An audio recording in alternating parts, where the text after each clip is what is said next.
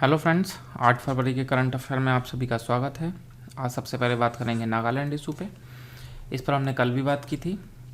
कल हमने देखा था कि कैसे नागालैंड में कार्यकर्ताओं का कहना है कि ये जो आर्टिकल 243P है, ये आर्टिकल 371A का उल्लंघन करता है। तो कल हमने इसको बताया था, तो जितना कल देखा था आज पहले जल्दी से उसका रिवीजन करते हैं।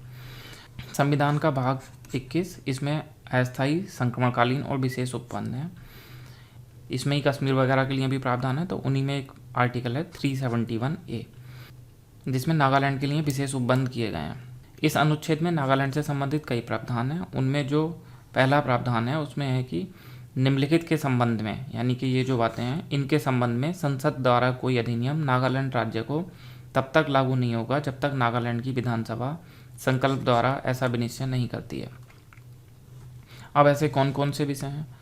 तो नागाओं की धार्मिक या सामाजिक प्रथाएं, नागा रूढ़िजन्य विधि और प्रक्रिया, सिविल और दंडिक न्याय प्रशासन एंड भूमि और उसकी संपत्ति स्रोतों का स्वामित्व और अंतरण। जो संविधान का भाग 9 है पंचायत, उसमें 243, फिर 243A, 243B ऐसे ही करके 243O तक अनुच्छेद हैं। इसी तरह भाग 9 का नगर पालिका में 243P से लेकर 243 तक 243Z तक हैं, और फिर 243Z के बाद 243ZA, ZB से लेकर ZG तक ये प्रावधान है। तो इनमें जो 243D है वो रूरल बॉडीज़ में महिलाओं के लिए 33% का आरक्षण, और जो 243T है वो अर्बन लोकल बॉडीज़ में महिलाओं के लिए 33% के आरक्षण की बात करता है। तो ये एक संवैधानिक प्रावधान है। तो इसका जो ये प्रावधान है कि नागा रूढ़िजन्य विधि और प्रक्रिया, ये महिलाओं को डिसीजन मेकिंग में और जो भूमि का स्वामित्व होता है इन चीज़ों में, नागाओं में ऐसी परंपरा है कि महिलाओं को उसमें शामिल नहीं किया जाता। तो नागालैंड में ये इशू है कि ये जो 243T है, कल न्यूज़ में 243D था, तो इसमें कंफ्यूज मत होना। 243D और 243T दोनों ही महिलाओं के लिए 33% आरक्षण की बात करते हैं। बस अंतर इतना है कि ये रूरल लोकल बॉडीज़ में और ये अर्बन लोकल बॉडीज़ में, और चूँकि अभी न्यूज़ अर्बन लोकल बॉडीज़ से संबंधित है तो इसलिए हम कह रहे हैं 243T। तो आज फिर इस पे एक आर्टिकल है, ये देखिए कितनी तरह से काम आ सकता है, साथ के साथ में ये भी देखते हैं। एक तो जो बड़ा मुद्दा है वो ये है कि संविधान का भाग 21 ये बहुत विवादास्पद बना हुआ है और बहुत चर्चा में भी है। तो इन प्रावधान को अस्थायी या कुछ विशेष समय के लिए माना जाता है, जिनमें समय के साथ कुछ परिवर्तन होना है। तो ये जो संविधान का भाग 22 है, ये इसको संविधान में लाने के क्या उद्देश्य थे, क्यों लाया गया था, तो इस पे आप काफ़ी डिटेल में तैयारी कर लेना अपने मेंस एग्जाम के लिए। मेंस में इसमें पूछा जा सकता है, और प्रीलिम्स में ये जो चर्चा में आ रहे हैं आर्टिकल 370, 371A, ये सब प्रीलिम्स में आ सकते हैं। और बड़ा की ये जो भाग 21 है इसको लाए जाने के लिए पीछे क्या उद्देश्य था, तो ये सब आपका मेंस में काम आ सकता है। और देखिए एथिक्स में कैसे काम आ सकता है। द हिंद की न्यूज़ का ये टाइटल है कि pride as well as prejudice, मतलब कि भेदभाव के साथ साथ गर्व भी, अभिमान भी, मतलब कि हम भेदभाव भी कर रहे हैं और उस पर भी मतलब अपनी परंपरा बोलकर उस पर गर्व और अभिमान भी कर रहे हैं। तो ये कुछ एथिकल मोड भी ले सकता है कि किस तरह महिलाओं के साथ परंपराओं के नाम पर ज्यादती की जाती है, ये सब। और यहाँ पे कुछ अगर आप सोचना चाहें तो इस तरह से भी सोच सकते हैं, शायद आपको काम आए, या एथिक्स के पेपर में पूछ लिया जाए कि हमारे यहाँ इतनी परंपराएं हैं महिला विरोधी, तो ऐसा क्या कारण पाया जाता है कि इतनी सारी परंपराएं महिलाएं विरोधी हैं। मतलब इतिहास के कुछ ऐसे तथ्य पूछ लिए जाएं कि किस वजह से परंपराएं जो हैं वो महिलाएं विरोधी रही हैं। तो ये सब आप सोच के देखना। इस आर्टिकल में नया क्या है उसको देख लेते हैं। तो इसमें एक तो पूरी टाइमलाइन दी गई है कि कब कैसे कैसे क्या हुआ, कि नागालैंड म्यूनसिपल एक्ट 2002, उसमें कहा गया कि ये जो आर्टिकल 243P है, कि ये जो आर्टिकल 243T है वो आर्टिकल 271A का वायलेशन करता है। एंड इन्फ्रिंज यानी उल्लंघन करना of Naga culture, Naga tradition and Naga customary law, मतलब उनकी संस्कृति का, परंपरागत जो कानून है उनका ये उल्लंघन करता है। तो इसका वहाँ पे काफ़ी प्रबल विरोध किया गया। 10 साल तक वहाँ पे कोई चुनाव नहीं हुए। उसके बाद में ये एक संगठन है नागा मदर्स एसोसिएशन, इसने पहल की, और पहल करते हुए इसने रिट पिटीशन दायर की गुवाहाटी कोर्ट में, और सिंगल जज बेंच ने गवर्नमेंट को डायरेक्ट किया कि वो इलेक्शन कराए जाएं। फिर नागा गवर्नमेंट ने इसके लिए अपील की, और अपील करके ये जो डिसीजन था इलेक्शन कराने का उस पर स्टे ले लिया, और स्टे लेने के लिए उसने जो तर्क दिए वो देखिए आप। उसने बोला कि अपसेट द पीस इन नागालैंड, की अगर ये होता है तो ये अपसेट द पीस इन नागालैंड, नागालैंड में शांति व्यवस्था को बिगाड़ देगा। तो क्या आधी आबादी केवल इसलिए शोषित होती रहेगी कि अगर इसके अगेंस्ट में कुछ किया तो बाकी लोग हो हल्ला करेंगे? तो क्या किसी के शोर मचाने से अन्याय को दबाया जा सकता है? मतलब एथिकल इशू भी इसमें जुड़े हुए हैं, तो आप केवल इसको पॉलिटिक एंगल से ना देखें। एंड स्टे के बाद में नागालैंड स्टेट असेंबली ने फिर एक रेजोल्यूशन पास किया जिसमें कहा गया कि ये जो आर्टिकल 371 है इसका उल्लंघन करता है 243P 243T, तो इसको फिर से सेफ गार्ड किया गया। इसके अगेंस्ट में फिर joint action committee of women reservation ये चले गए सुप्रीम कोर्ट में, और सुप्रीम कोर्ट ने वो जो पहले वाला सिंगल बेंच का डिसीजन था उसी को मान लिया और नागालैंड सरकार से कहा कि इलेक्शन कराए जाएं और उसमें 33% का आरक्षण दिया जाए। नागालैंड गवर्नमेंट ने इलेक्शन की डेट रखी फरवरी 1, और तब से लेकर ये इस पर प्रदर्शन है और ये इशू है। तो एक तो इस आर्टिकल में पूरी टाइमलाइन दी हुई है, इसलिए हमने इसको डिस्कस किया। इसके अलावा इसमें कुछ काम की बातें हैं, और इस आर्टिकल में नागालैंड के सीएम की टिप्पणी दी गई थी कि जब तक इस समस्या का कोई सवालपूर्ण समाधान नहीं निकलता है तब तक के लिए यही ठीक है कि नागालैंड को भाग 9A के ये जो 243T आर्टिकल है इससे छूट दी जाए। और कुछ अच्छी बातें भी बताई गई थी नागा समाज के लिए कि वहाँ पे कोई सती का कोई प्रमाण नहीं है, सती प्रथा नहीं थी, और फीमेल फोर्टिसाइड, इन्फेंटिसाइड और दहेज प्रथा, कास्ट सिस्टम, ये सब कुछ वहाँ पे नहीं है। लेकिन जो नागा की कस्टम है, कल्चर है, जो ट्रेडिशन है वहाँ के, वो प्रिक्लूड करते हैं यानी कि रोकते हैं वुमेन्स को for inheriting land and participating in the decision making process. तो इतनी सारी बुराइयाँ वहाँ नहीं पाई जाती, लेकिन ये 2 बुराइयाँ हैं, एक तो inheriting land and participating in decision making process. तो कहा गया है कि इनको भी हटाया जाए। बाकी जो मेन बातें हैं वो हमने इसकी डिस्कस कर ली, आप इसको देख लेना। एक छोटी सी न्यूज़ थी कि विश्व बैंक नोट दायित्व समाप्ति विधेयक 2017 को लोकसभा ने पास कर दिया है। ये विधेयक जो सरकार ने जब नोट बंद किए थे उसके लिए जो अध्यादेश लाई थी, उस अध्यादेश की जगह इस विधेयक को लोकसभा में रखा था और लोकसभा ने इसको पास कर दिया है। एक न्यूज़ नीट से संबंधित थी, नीट पे भी हमने चर्चा की थी। नीट मतलब national eligibility cum entrance test. अब ये चर्चा में क्यों है? चर्चा में इसलिए है कि जो तमिलनाडु की गवर्नमेंट है उसने अपने यहाँ एक विधायी प्रक्रिया चालू की है जिससे कि तमिलनाडु की सरकार को इससे छूट मिल सके और वहाँ के जो कॉलेज हैं उनमें बिना इसके एडमिशन हो सके। उसके उन्होंने कई तर्क दिए हैं और कुछ तर्क काफ़ी अच्छे भी हैं, तो ये आर्टिकल हमारे लिए काम का है, इसको देख लेते हैं। तो एक तर्क तो उन्होंने दिया है कि ये जो नीट होगा would be traumatic for both parents and children, मतलब दोनों के लिए बहुत घातक होगा, as it would be based on a syllabus different from the one taught in school under the board for higher secondary education. कि अगर कोई तमिलनाडु में है और वो तमिलनाडु बोर्ड से पढ़ रहा है और फिर उसको एग्ज़ाम देना पड़ रहा है अकॉर्डिंग टू CBSE बोर्ड, तो इस तरह से ये उनके लिए मुश्किल होगा। उन्होंने कहा कि जो इसका जो डर होगा वो इनसरमाउंटेबल होगा, यानी कि अजय दुर्गम होगा स्टूडेंट के लिए जो रूरल एरियाज़ के स्टूडेंट हैं और जो कोचिंग को अफोर्ड नहीं कर सकते। कोचिंग को अफोर्ड नहीं कर सकते हैं क्योंकि आपने इतने सारे एग्ज़ाम की जगह एक एग्ज़ाम कर दिया नीट। पहले बच्चे का एक में नंबर नहीं आता था तो दूसरे में आ जाता था, तो वो कोचिंग की तरफ कम भागते थे। लेकिन जब एक ही एग्ज़ाम होगा तो जो बच्चे कोचिंग नहीं कर पाएंगे वो उनके लिए एक नेगेटिव पॉइंट होगा। बाकी इन्होंने एक टाइमलाइन बताई है कि किस तरह से नीट आया, कि जो नीट का वर्डिक्ट था उसको पहले सुप्रीम कोर्ट की एक बेंच ने 2/3 से स्ट्रक डाउन कर दिया था और बाद में 5 जज की बेंच इसको वापस से ले आए। पिछले साल इसके अकॉर्डिंग परीक्षा होनी थी, लेकिन सेंट्रल गवर्नमेंट एक ऑर्डिनेंस इसके लिए लेके आई और 1 साल के लिए उस ऑर्डिनेंस के माध्यम से इस परीक्षा को रोक दिया गया। लेकिन इस बार कोई ऑर्डिनेंस नहीं है, तो 2017 की परीक्षा इसी के अकॉर्डिंग होनी है। एक इसमें जो मेन बात उठाई गई है वो ये, जो हमारे लिए मेंस के लिए काम की है, there is now an inevitable conflict. यहाँ पे एक अनिवार्य झगड़ा है किस किस के बीच में, between the need of fair and transparent admission system to curb rampant commercialisation. कि मतलब जो अनियंत्रित प्राइवेटाइजेशन एजुकेशन का हो रहा है और उसमें जिस तरह से बेईमानी हो रही है, पैसे लेकर एडमिशन दिए जा रहे हैं, उसके लिए नियंत्रण करना बहुत ज़रूरी है। दूसरा कि हमको रूरल एरियाज़ के लिए डॉक्टर्स चाहिए और जो स्टेट के सामाजिक आर्थिक गोल हैं हमको उनको पूरा करना है। तो एक तरफ जहां हमें ज़्यादा से ज़्यादा डॉक्टर चाहिए, वहीं दूसरी तरफ हमको इस तरह का जो अनियंत्रित व्यापारीकरण है उसको में भी पारदर्शिता लानी है और उसको फेयर करना है।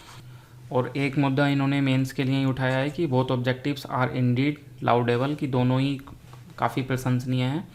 लेकिन विवाद का विषय ये है कि whether uniformity should be the thrust on a country, क्या एकमतता को ऐसे थोपा जा सकता है उस देश पर जहाँ पे wide regional economic and linguistic disparities हैं। तो ये जो 2 पॉइंट हैं ये मेंस के लिए हमारे काफ़ी काम के हैं। और एक इसमें ये मुद्दा भी उठाया गया है कि जैसे सुप्रीम कोर्ट के कहने से इसको इम्प्लीमेंट किया जा रहा है नीट को, कि ये जो मुद्दा है ये पॉलिटिकल लीडरशिप का मुद्दा है और कोर्ट का नहीं है। तो इस मुद्दे को भी उठाया गया है, लेकिन बाद में ये भी कहा गया है कि ये कहना बहुत आसान है कि ये सुप्रीम कोर्ट का काम नहीं है। अगर सुप्रीम कोर्ट का काम नहीं है तो फिर जो बाकी संस्थाएं हैं उनको इसमें अच्छे से काम करना चाहिए। और इस न्यूज़ में ही कहीं पे था ये रहा कि the bill also require the president assent, कि ये जो बिल तमिलनाडु विधानसभा में लाया जाएगा उसको प्रेसिडेंट की सहमति की ज़रूरत होगी। तो ऐसा क्यों? तो आप ध्यान रखना कि जो शिक्षा है वो एक संभलती सूची का विषय है। ये हमने पहले भी आपको लेक्चर में बताया हुआ है जब हमने त्रिभाषा फार्मूला पढ़ाया था कि 1976 के 42वें संविधान संशोधन के द्वारा शिक्षा को संभलती सूची में लाया गया है।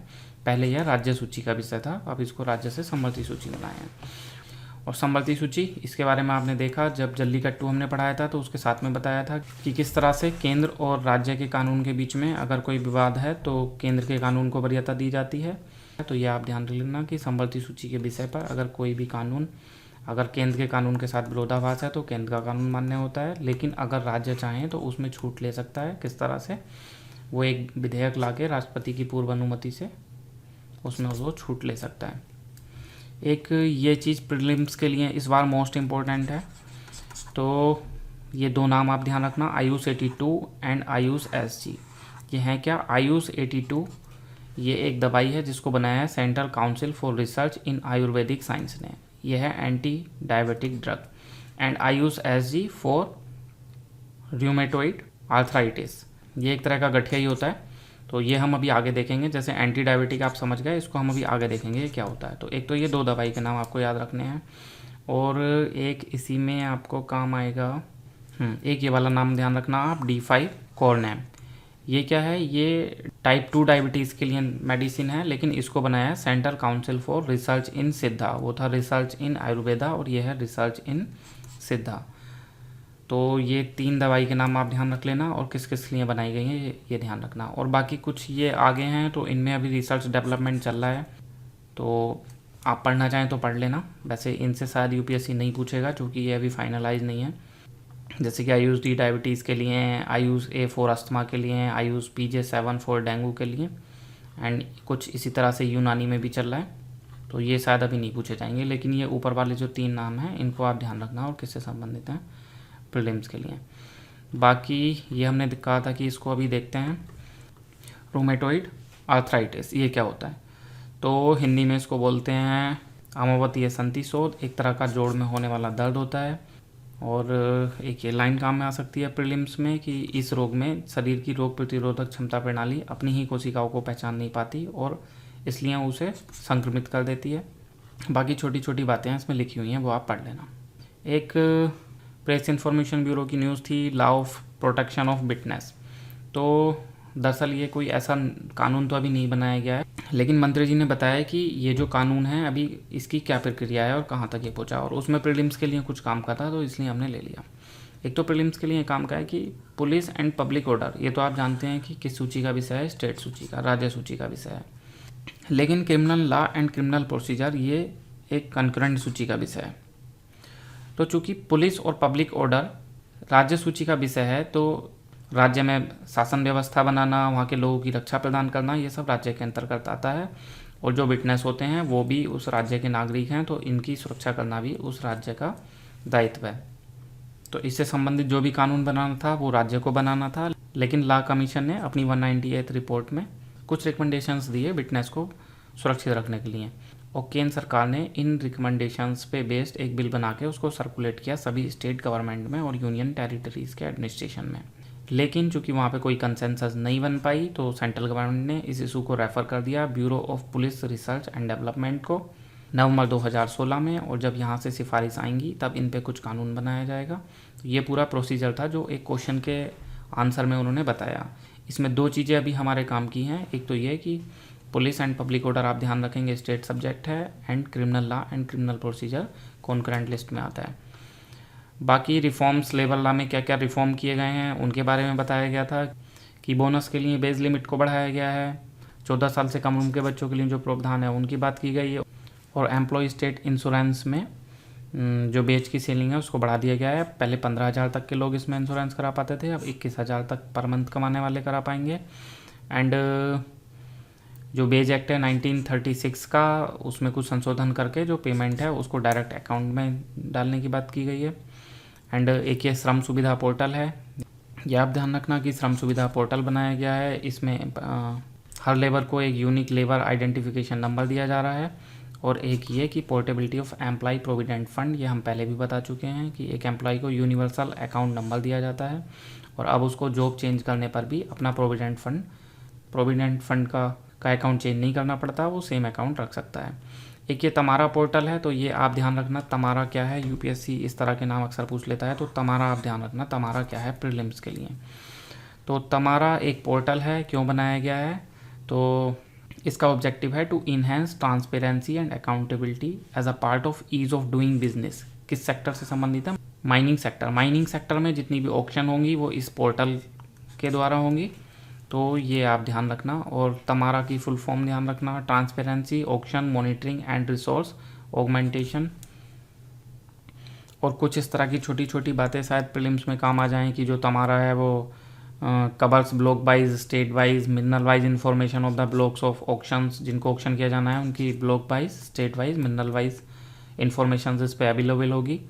एंड इससे जो क्लियरेंस है वो उसका समय कम हो जाएगा, और सभी अथॉरिटी एक ही पोर्टल पे होंगी, तो अगर किसी प्रक्रिया में कोई परेशानी है तो उसको आसानी से दूर किया जा सकेगा। बाकी एक फ्लो चार्ट इसका दिया हुआ था, इसको आप देख लेना कि ये एक पोर्टल होगा, और इस पे अगर हमें कोई भी परेशानी है तो हम कोई क्वेश्चन यहाँ पे अराइज कर सकते हैं।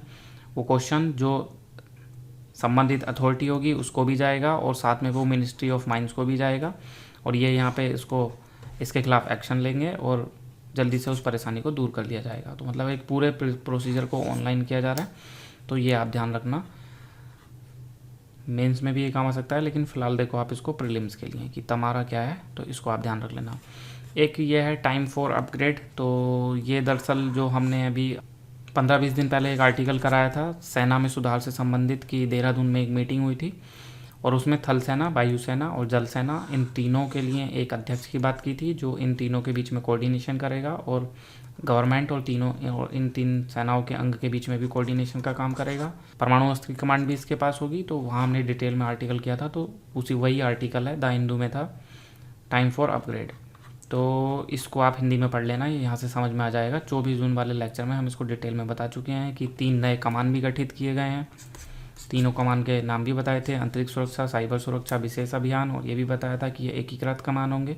एकीकृत कमान होने का मतलब इनके जो एडमिनिस्ट्रेटिव ऑफिस होंगे वो एक जगह होंगे, और वो आपस में तालमेल के साथ में काम करेंगे।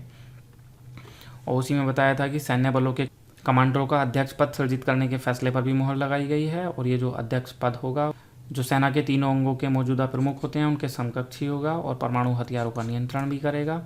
और कैसे कैसे इसकी मांग उठी थी ये सब भी हमने देखा था टाइमलाइन में, कि कारगिल युद्ध के बाद में इसकी मांग उठी थी, और उसके बाद में जो जो कमेटियाँ बनाई गई उन सबको हमने डिटेल में देखा था। पूरे आर्टिकल में कुछ भी नया नहीं है, इन सब की चर्चा की गई है, तो इन्हें आप देख लेना। तो आज के लिए दोस्तों इतना ही। अब हम मिलेंगे 9 फरवरी के करंट अफेयर्स में। गर्वित आइए से जुड़ने के लिए आप सभी का बहुत बहुत